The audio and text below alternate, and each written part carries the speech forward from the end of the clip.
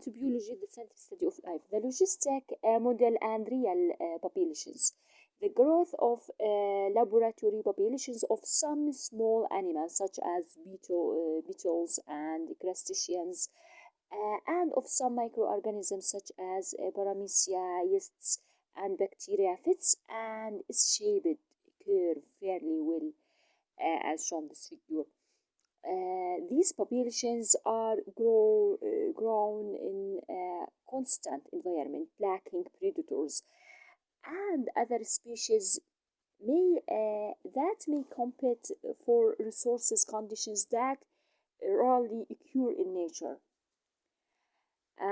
Some of the basic assumptions built into the logistic model clearly do not apply to all populations. For example, the logistic model assumes that populations are just and continuously to grow and approach carrying capacity smoothly.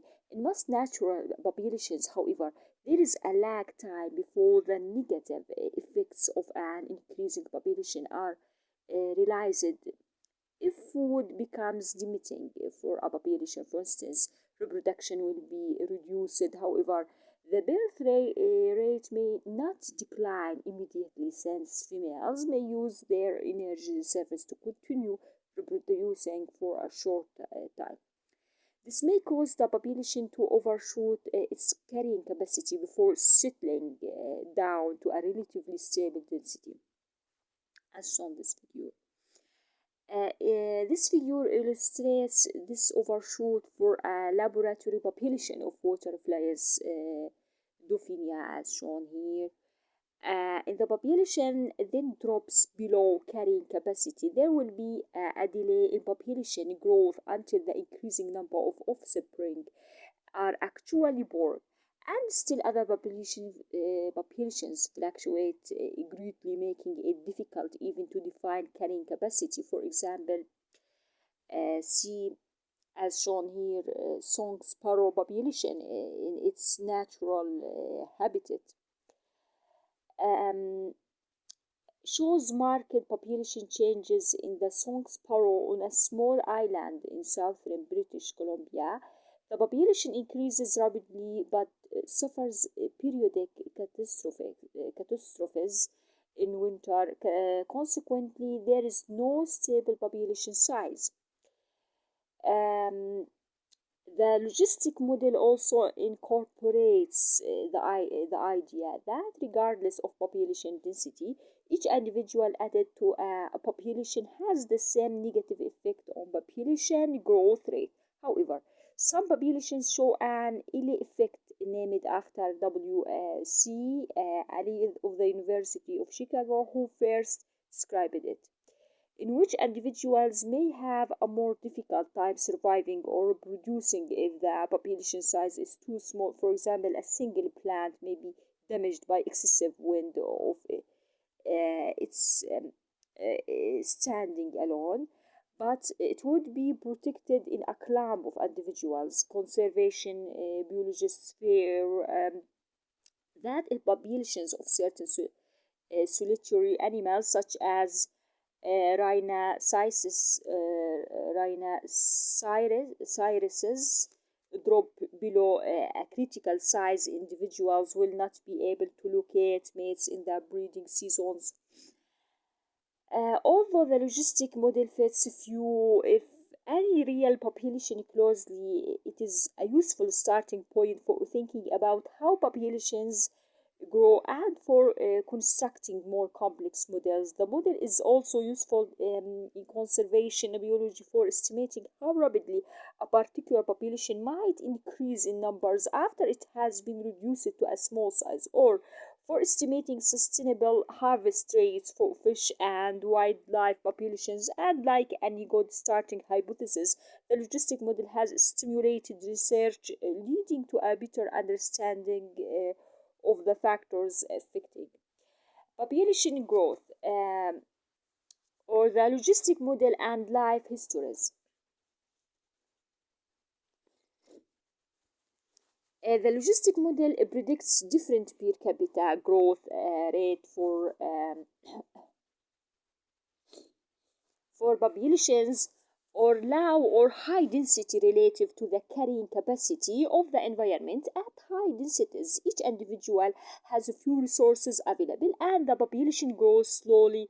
If at all at low densities, the opposite is true. Per capita resources are relatively abundant and the population can grow rapidly. Different life history features are favored under each condition. At high population density, selection favors adaptation that enable organisms to survive and reproduce with few resources. Those competitive ability and efficient use the resources should be favored in populations that are at or near their carrying capacity. At low population density, on the other hand, even in the same species, adaptations that promote rapid reproduction, such as the production of numerous small offspring, should be favored. Ecologists have attempted to connect these differences in favor traits at different population densities with the logistic growth model. Selection for life history traits that are sensitive to population density is known as case selection or density dependent selection. In contrast, selection for life history traits um, that maximize reproductive success in uncrowded environment, low densities, is called R selection or density independent selection. These names follow from the variables independent selection. The variables of the logic equation. K selection tends to maximize population size and operates in population living at density near the limit imposed by their resources, the carrying capacity K. By contrast, R selection tends to maximize R, the rate of increase and decrease in environments in which population densities fluctuate well below carrying capacity, or individuals are likely to face little competition.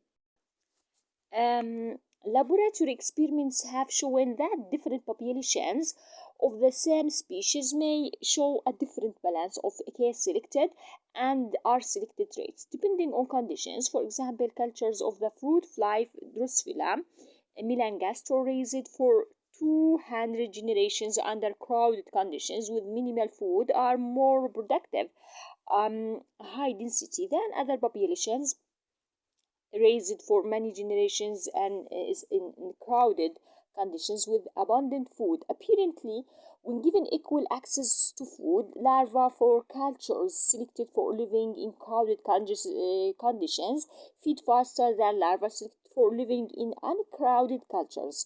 The fruit fly genotypes that are most fit allow at low density do not have high fitness at high density as predicted by R and K selection theory.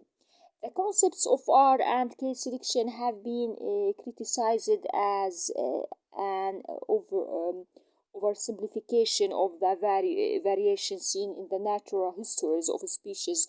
The characteristics of most species place them somewhere in between the extremes represented by R and K selection.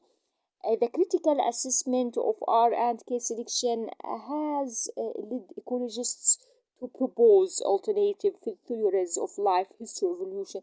These alternative theories, in turn, have stimulated more thought study of how factors such as disturbance, stress, and the frequency of opportunists for successful reproduction affect the evolution of life histories.